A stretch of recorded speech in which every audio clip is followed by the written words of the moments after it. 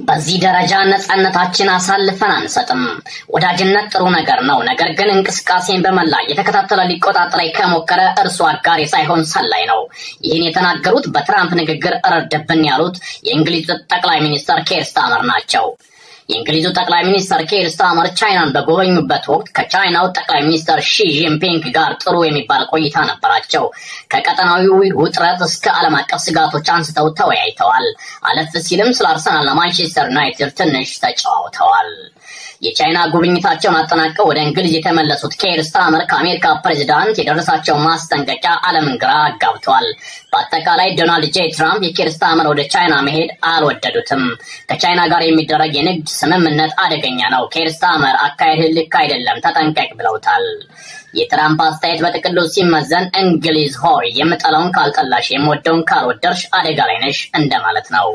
ይህ ደግሞ የወዳጅ ምክር ሳይሆን ያለቃ ማስጠንቀቂያ ነው።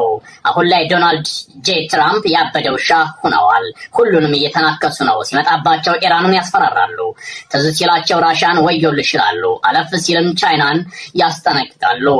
ኢትዮጵያን በተመለከተ የአባይ ጉዳይ ዋና አጀንዳዬ ነው እያሉ ነው። ቬንዙዌላና ኮሎምቢያንም እየተከታተልኳቸው ነው እየተባሉ ነው። ካናዳና ግሪንላንድም ትኩረት ተደርጎባቸዋል። አጋራቸውን ኔቶን ሳይቀር ወረፍ ያደርጉታል። አሁን ላይ የትራምፕ በትር ያላረፈባቸው ሀገሮች እስራኤልና ግብጽ ብቻ ናቸው ቢባል ማጋነን አይሆንም።